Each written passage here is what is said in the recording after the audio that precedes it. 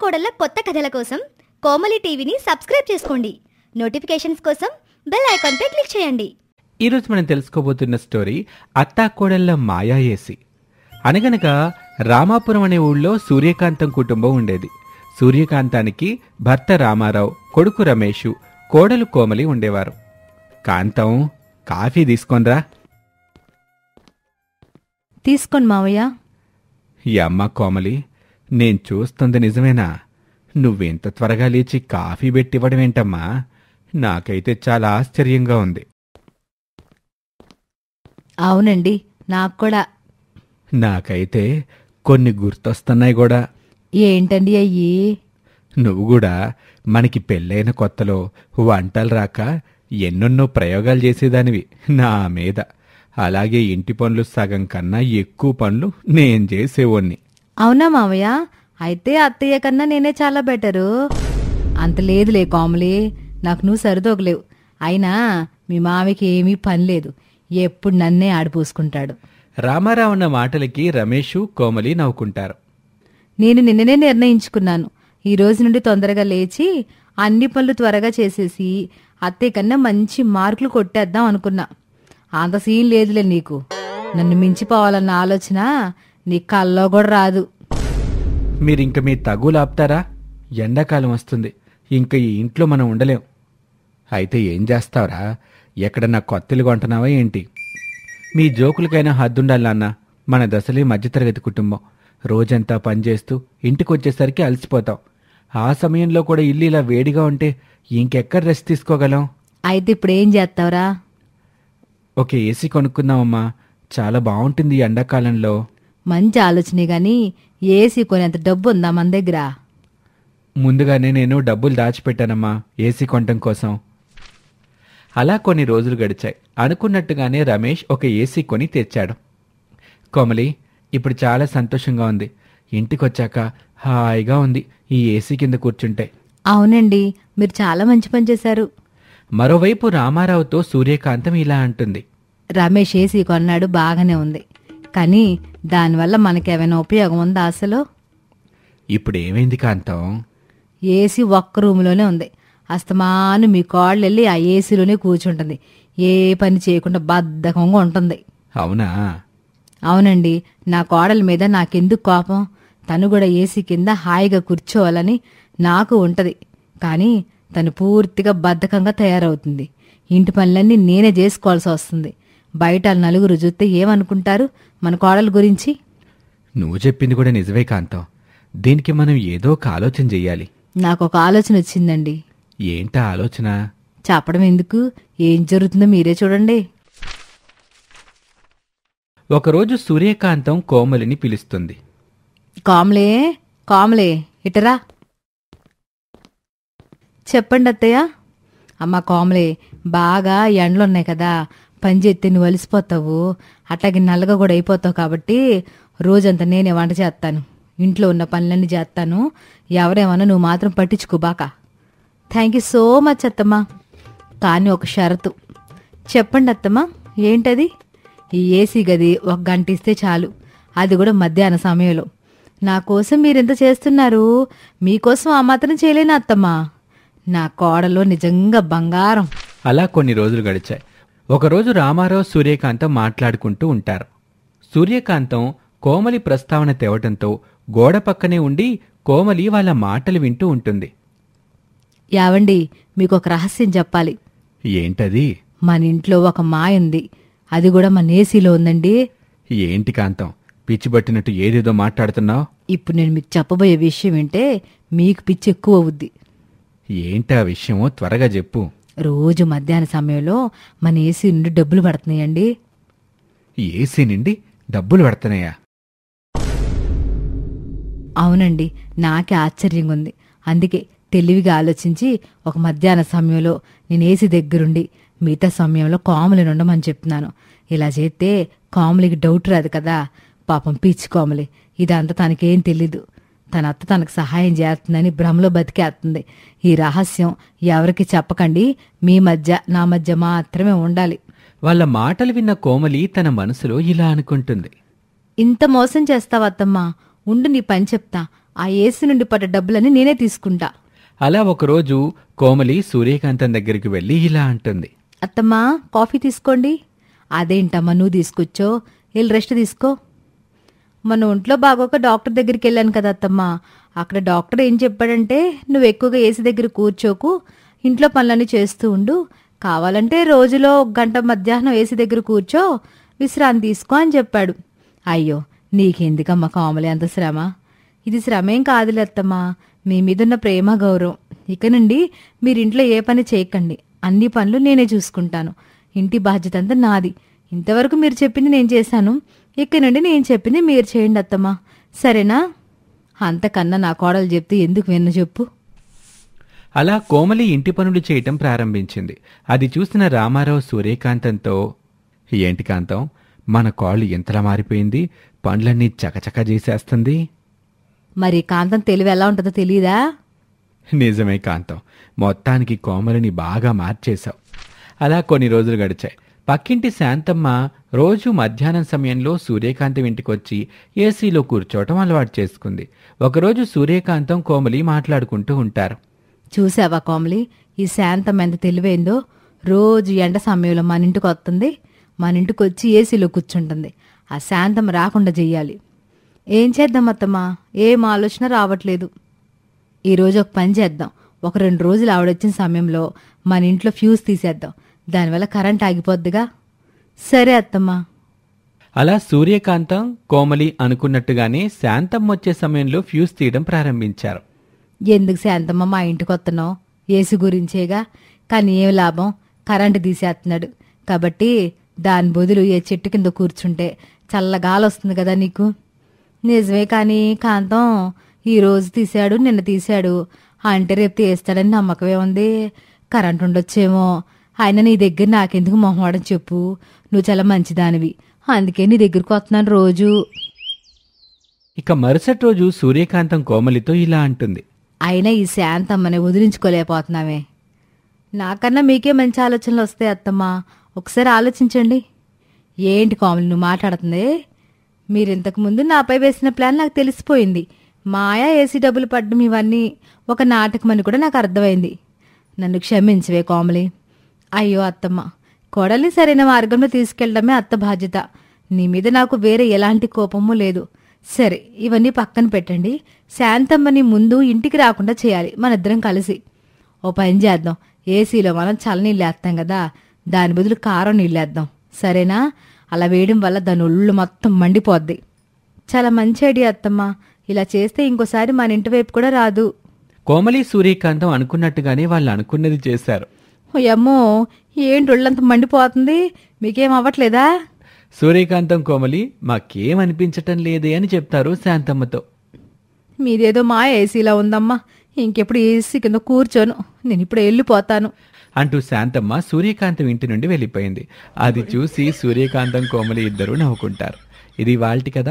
మరొక ఆసక్తికర కథలో మళ్ళీ కలుద్దాం. అంతవరకు సెలవు, నమస్తే.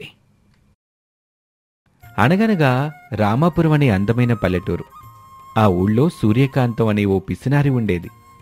ఒసే కాంతం, నోరారా, ఒక కప్పు టీ దాగి 1 వారం రోజులవుతుందే, ఈ రోజైనా కాస్త టీ ఇవ్వవే.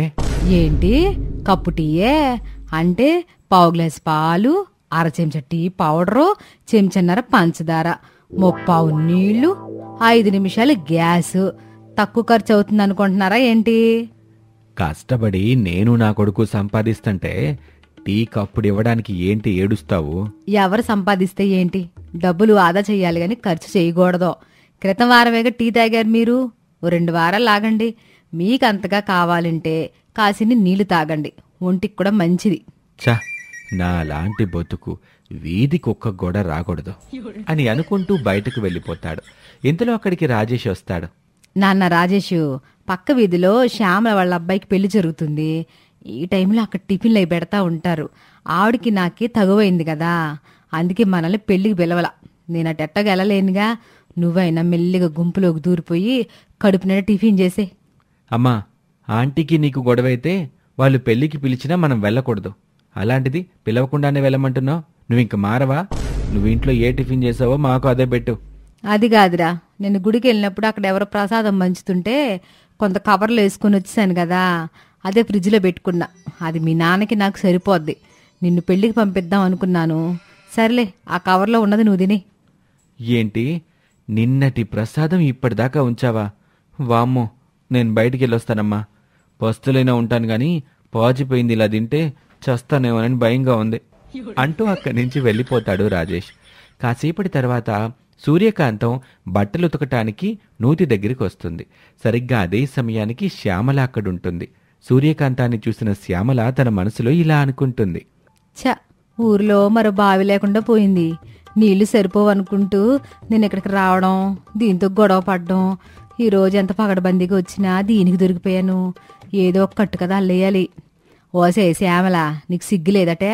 నా ఇంటికి వచ్చి నీళ్లు తోడుకుంటావా? నీ కొడుకు పెళ్లికి చెప్పలేదు గాని నా ఇంటికి వచ్చి నీళ్లు తోడుకోవడానికి ధైర్యం ఎట్టా వచ్చింది? మర్యాదగా ఆ నీళ్ళని నూతిలో పంపేయి, లేదంటే నేనేంటో చూపిస్తా. ఊరుకో సూర్యకాంతం, నీకు నాకు మధ్య గొడవలు ఎందుకు? ఆయన ఈ బిందె నీళ్లు నేను ఊరికేం తీసుకుపోన్లే. ఈ పూట మీ కుటుంబం అంతా మా ఇంటికి భోజనానికి వచ్చేయండి. అట్టగన్నా బాగుంది. ఇప్పుడు ఒకటేంటి, 5 బిందెలు తీసుకొని వెళ్ళు. కానీ గుర్తుపెట్టుకో, నా దగ్గర నుండి ఎట్టాంటి బహుమతులు ఎవరు ఆశించనక్కర్లేదు. ఆ విషయం అంతా ఊరంతా తెలిసిలేమ్మా. వెళ్ళొస్తాను మరి. శ్యామల పిలిచిందే తడవుగా సూర్యకాంతం తన భర్త ఇక కొడుకుని తీసుకొని శ్యామల ఇంటికి భోజనానికి వెళ్తుంది. సరిగ్గా అదే సమయానికి అక్కడ భోజనాలు వడ్డిస్తున్న కోమలిని చూసి మనసు పారేసుకుంటాడు రాజేష్. ఆహా, ఈ అమ్మాయి ఎంత అందంగా ఉందో! పెళ్ళంటూ చేసుకుంటే ఇలాంటి అమ్మాయినే చేసుకోవాలి. ఇంతలో వడ్డిస్తున్న కోమలి శ్యామలతో ఇలా అంటుంది. పిన్ని, బూరెలు చాలా తక్కువగా ఉన్నాయి. ఎవరైతే బహుమతులు ఇచ్చారో వాళ్ళకి మాత్రమే ఇద్దాము. మిగతా వాళ్ళకి అన్నం, కూర, చారు సరిపోతాయి. నువ్వు నీ పిసినారతనము. ఎన్నిసార్లు చెప్పాను బూరెలు సరిపోవు, ఇంకొన్ని ఎక్స్ట్రాగా వండమని. నీకు మతేమైనా పోయిందా పిన్ని? ఎక్స్ట్రాగా బూరెలు వండితే గ్యాస్ నష్టం, నూనె నష్టం, పంచదార నష్టం, పప్పు నష్టమే, పిండి నష్టమే. ఇవన్నీ ఎవరు భరిస్తారు? అన్నయ్య ఇంకా బాబాయే కదా. వాళ్ళనంత నష్టపరిచి కష్టపెట్టే బదులు కాస్త జాగ్రత్తగా ఉంటే మంచిదని నా అభిప్రాయం. నా మాట విను. ఆ మాటలు విన్న రామారావు, సూర్యకాంతం ఇద్దరూ ఇలా మాట్లాడుకుంటూ ఉంటారు. కాంతం, ఆ పిల్లని చూసావా? ఎవరో గాని నీకు జూనియర్ లాగా ఉంది. అచ్చు నీలాగే మాట్లాడుతుంది. పిసినారితనానికి కొత్త బ్రాండ్ అంబాసిడర్లా ఉంది. అదే చూస్తున్నానండి. నా కొడుక్కి ఇట్టంటి అమ్మాయినిచ్చి పెళ్లి చేయాలని ఎప్పటి నుంచో కలలు కంటున్నాను. ఆ భగవంతుడే ఈ అమ్మాయిని నాకు చూపించాడు. వామ్మో, ఇంట్లో మరో పిసినారా? మా వల్ల కాదమ్మా. నువ్వు అట్లాంటి ఆలోచనలేమి పెట్టుకోబా కాంతం. పోనీలే నాన్న, ఆ అమ్మాయి కూడా చాలా అందంగా ఉంది కదా. ఆహా, అలాగా? సరే, మరి మీకు నచ్చినట్టుగా ఉందిగా. కానియండి.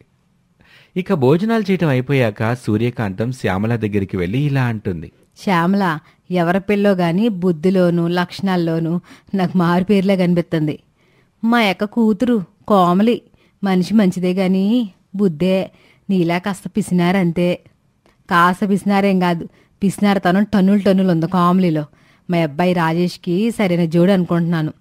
ఏంటి, పోయి నీ ఇంటికి కోడలుగా నా యొక్క కూతుర్ని పంపించాలా?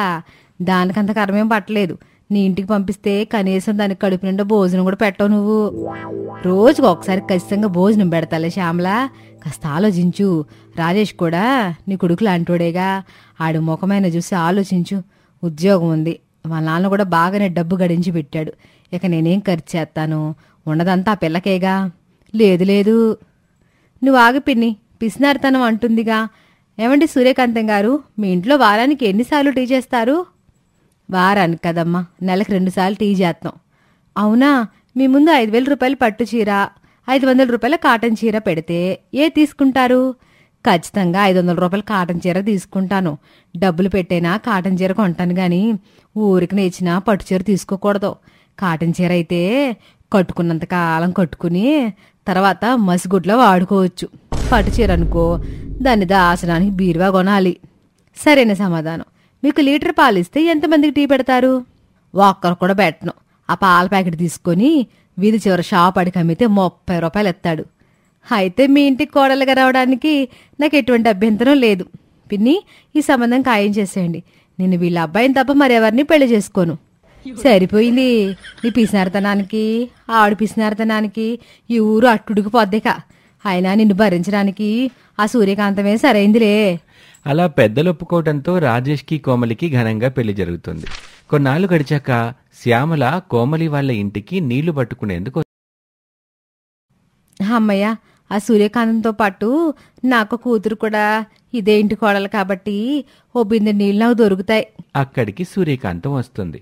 ఓసే శ్యామల, నీకింకా బుద్ధి రాలేదా? ఎప్పుడు నా బావిలో నీళ్లు తోడుకుంటావు, మర్యాదగా ఎక్కడి నుండి వెళ్తావా లేదా? ఏమనుకుంటున్నావు కాంతం? ఇప్పుడు నువ్వు ఒక్కదానివే కాదు, నా కూతురు కూడా ఈ ఇంటి సభ్యురాలే. ఆ ధైర్యంతో నేను ఇక్కడికి వచ్చాను. వీళ్ళ మాటలు విని కోమలి అక్కడికి వస్తుంది. అత్తయ్య, ఆవిడెవరనుకుంటున్నారు? మా పిన్ని. ఆమెకు ఆ మాత్రం హక్కు ఉండదా? అది కాదు కోమలి. అత్తయ్య, మీరేం మాట్లాడకండి. పిన్ని, నీకు కావలసిన నీళ్ళు తీసుకుని వెళ్ళు. సరే కోమలి, చాలా ధన్యవాదాలు. చూసావా కాంతం, నా కూతురు నా పక్షమే. ఇదిగో ఈ 2 బిందెల నీళ్లు చాలే. సరే పిన్ని, ఈ 2 బిందెల నీళ్లు కలిపి 100 రూపాయలు అయ్యింది. ఆ 100 రూపాయలు ఇలా ఇచ్చేసి నీళ్ళు తీసుకెళ్ళు. ఏంటి 100 రూపాయలా? అవును, 100 రూపాయలే. మినరల్ వాటర్ తీసుకుంటేనే 10 రూపాయలు తీసుకుంటున్నారు. అలాంటిది ప్రకృతి సంబంధమైన బావి నీళ్లు ఆ మాత్రం 50 రూపాయలు ఎక్కువ ఉండదా? ఇంకెవరికైనా అయితే 100 రూపాయలకి అమ్మేదాన్ని. కానీ నువ్వు నా పిన్నివి కాబట్టి ఒక్కో బిందె 50 రూపాయలకి అమ్ముతున్నాను. 100 రూపాయలు ఇచ్చేసి ఆ 2 బిందెల నీళ్ళు తీసుకుని వెళ్ళు. లేదంటే ఆ 2 బిందెల నీళ్ళు ఇలా ఇచ్చేసి వెళ్ళు. 100 రూపాయల కోసం బంగారు లాంటి బిందులు వదులుకుంటానా? ఇదిగో తల్లి, నీ 100 రూపాయలు. కన్న తల్లి చెల్లిని కూడా లెక్క చేయకుండా డబ్బులు అడుగుతున్నావు చూడు. ఇంత పిసినారుగా తయారవుతావు అనుకోలేదే నువ్వు అంటూ 100 రూపాయలు ఇచ్చి వెళ్తుంది శ్యామల. కోమలి తన అత్తగారితో ఇలా అంటుంది. ఎలాగో ఈ బావి నిండా నీళ్లు మనం వాడం. అప్పుడప్పుడు ఇలా ఎవరికైనా ఇచ్చినట్లు ఇచ్చి వాళ్ళ దగ్గర నుంచి డబ్బులు తీసుకోవడమే తెలివైన పద్ధతి. అత్తమ్మా, నేను మీ కోడల్ని. నా బంగారం, పద పెరట్లో బోల్డెన్ మామిడికాయలు కాసాయి, కోసుకొచ్చి ఆవకాయ పెట్టుకుందాం. పదండి అత్తమ్మా. అలా చెప్పి వారి పెరట్లో ఉన్న మామిడికాయలన్నీ కోసి ఆవకాయ తయారు చేసేందుకు అత్తాకోడలు కూర్చుంటారు. అత్తయ్య, నాకు బ్రహ్మాండమైన ఐడియా వచ్చింది. వచ్చిందా? అయితే ఏదో లాభదాయకమైందే ఉంటది. ఏంటి ఐడియా? ఎలాగో ఇన్ని మామిడికాయలు ఆవకాయని మనం ఒకేసారి తినలేము. సగం మన ఇంటికి ఉండుకుపోగా మిగతా సగాన్ని అమ్ముకుంటే ఎలా ఉంటుందంటారు? మంచి ఆలోచన. కానీ మన దగ్గర ఎవరు కొంటారు కోమలి? అసలే మనం పిసినారు వాళ్ళమని ఊరంతా తెలిసిందే. మనం ఎక్కడ ఎక్కువ రేట్లు చెప్తామనని మన దుకాణానికి కూడా రారు. అది కూడా సరైందే. కానీ మనం మన ఊర్లో అమ్మకుండా పొలిమేరలో అమ్మితే చుట్టుపక్కల ఊరు వాళ్ళు వచ్చి కొంటారు. అప్పుడు మన ఆవకాయ త్వరగా చెల్లిపోతుంది కదా. అలా అనుకుని ఆ పిసినారి అత్తాకోడలిద్దరూ ఆవకాయ అమ్మటానికి ఒక జాడీ నిండుగా ఆవకాయ తీసుకుని పొలిమేర దగ్గరకు బయలుదేరతారు. అత్తమ్మా, మనం అమ్మడానికైతే వచ్చేసాం. కానీ పాలిథిన్ కవర్లు ఏమైనా కొనుక్కొని తీసుకొని రావాల్సిందే. వాటికి పాలిథిన్ కవర్లు ఎందుకే? అదిగో అరిటాకుల్లో పొట్లాలు గట్టి ఇవ్వచ్చు. పద, వెళ్ళి అరిటాకుల్ని తెంపుకొద్దాం. అలా అరిటాకుల్లో పొట్లాలు గట్టి పచ్చళ్ళు అమ్ముతూ ఉంటారు అత్తాకోడళ్ళు. అత్తమ్మా, ఈరోజు బిజినెస్ బాగా జరిగింది. ప్రతిరోజు ఇలాగే మనం కొన్ని కాయల్ని ఆవకాయ పెట్టి మన దగ్గర ఉన్న ఆవకాయలను అమ్ముతూ ఉంటే మనం బోలెడంత డబ్బు సంపాదించుకోవచ్చు. అవునవును, నీ ఆలోచన చాలా బాగుందే. కొద్ది రోజుల్లో మనం ధనవంతులు అయిపోతాము ఏమో. ఇలా పగటి గలలు గంటూ సూర్యకాంతం తన కోడలు ఎండా వాన తేడా లేకుండా ప్రతిరోజు పచ్చళ్ళు అమ్ముతూ ఉంటారు. అమ్మా కోమలి, మీ ఇద్దరికి ఏమైనా పిచ్చి పట్టిందా? ఇంత ఎండలో ఆ పొలిమేరలో నిల్చొని పచ్చడమ్మకపోతే హాయిగా ఇంటి దగ్గరే పచ్చళ్ళు అమ్ముకోవచ్చుగా. మన ఇంటి దగ్గరికి వచ్చి పక్కూరోళ్ళు ఎందుకు కొంటారండి? అక్కడైతే చాలా మంది వస్తూ వెళ్తూ ఉంటారు కాబట్టి మా పచ్చడి బిజినెస్ బాగా జరుగుతుంది. పోనీ ఓ పని చేయండి, అక్కడే ఒక చిన్న టెంట్ లాంటిది వేసి అక్కడ అమ్మండి. అంత ఎండలో ఉంటే కళ్ళు తిరిగి పడతారు. శుభ్మా అని మంచి బిజినెస్ స్టార్ట్ చేస్తే ఎందుకురా టప్సకనాలు మాట్లాడతావు? ఆయన టెంట్ వేయడానికి తక్కువ ఖర్చు అవుద్దా ఏంటి? మేమిద్దరం హాయిగానే ఉన్నావులే, మా గురించి నీకెందుకు? నీ పనేది నువ్వు చూసుకో పో. వాళ్ళు మన మాట వినర్రా, వాళ్ళ కర్మ వాళ్ళని అనుభవించని. కామ్లీ, ఈరోజు మనం టిఫిన్ తినడానికి కూడా ఖాళీ లేదు, గబగబా వెళ్ళాలి. ఈరోజు టిఫిన్ తిన్నంత మాత్రాన ఏమీ కాదు, వీలైతే భోజనం కూడా మానేద్దాం. కానీ డబ్బు సంపాదించడమే మన లక్ష్యం. ఉండండి, వెళ్ళి నూతికి తాళం వేసుకుని వస్తాను. మళ్ళీ మనం లేనప్పుడు ఎవరైనా ఆ నూతిలో నీళ్ళు తీసుకుపోగలరు. అవునవును, నూతికి గజ్జలేసేసి తాళం వేసేయి. మంచి పని చెయ్యి. పద పద, ఆకలి ఎత్తే అక్కడ ఎట్టాగో అరటి తోట ఉందిగా, అరటి పళ్ళు తీసుకొని తిన్నాం. అలా అనుకుంటూ పచ్చళ్ళ బిజినెస్ చేయటానికి వెళ్తారు. అత్తమ్మ, ఏదైతేనేం ఈరోజు త్వరగానే మన పచ్చడి చెల్లిపోయింది. అలానే ఆగిపోతావేంటి? ఇంకో జాడితో పచ్చడుందిగా, దాన్ని తీసుకుని వచ్చేయి. అలా ఆ రోజు అత్తాకోడళ్ళు జాడీలకి జాడీల పచ్చడి నమ్ముతారు. ఆ రోజంతా పస్తులుంటారు. ఎండలో అమ్మటంతో బాగా అలసిపోతారు, నీరసించిపోతారు. దీంతో అరటి పండ్లు కోసేందుకు అరటి చెట్టు దగ్గరికి వెళ్లేసరికి దారిలో సూర్యకాంతం కళ్ళు తిరిగి పడిపోతుంది. వామ్మో, ఈవిడ కళ్ళు తిరిగి పడిపోయింది. నాకు కూడా చాలా నీరసంగా ఉంది. కానీ ఎవరూ మాకు సహాయం చేసేవాళ్ళు లేరు. మేము ఎవరికి ఓ గుక్కెడు నీళ్లు కూడా ఇవ్వం. అలాంటిది మా అవసరానికి ఎవరు సహాయపడతారు? సరిగ్గా అదే సమయానికి శ్యామల అక్కడికి వస్తుంది. ఓసే కోమలి, ఏమైందే? డబ్బు డబ్బు అంటే చూడు ఎలా తయారయ్యావో. ఎండలో ఆడిపోయావు. ఉండు, కాసి నీళ్ళిస్తాను అంటూ త్వరగా ఇంటి లోపలికి వెళ్లి నీళ్లు తీసుకొని వస్తుంది. కోమలికి సూర్యకాంతానికి నీళ్లు తాగిస్తుంది. అమ్మయ్య, ప్రాణం తిరిగి వచ్చింది శ్యామల. నిన్న ఎంతగానో అవమానించాను. కానీ నువ్వు మాత్రం ఈరోజు నా ప్రాణం నిలబెట్టావు. క్షమించు పిన్ని, నీ దగ్గర కూడా నీళ్ళకి డబ్బులు తీసుకున్నాను. కానీ ఈరోజు ఆ నీళ్ళు నువ్వు అందించకపోతే నా ప్రాణం పోయేది. అలా ఎండాకాలంలో పచ్చళ్ళు అమ్మేందుకు వెళ్లిన పిసినారి అత్తాకోడళ్ళకి పిసినారితనం జబ్బు వదిలిపోయింది. ఇకపై వాళ్ళింటికి ఎవరొచ్చినా నీటిని ఉచితంగానే ఇచ్చేవారు. వారి పిసినారితనాన్ని కూడా పూర్తిగా తగ్గించేసుకుంటారు. ఇది వాళ్ళటి కథ. మరొక ఆసక్తికర కథలో మళ్ళీ కలుద్దాం. నమస్తే.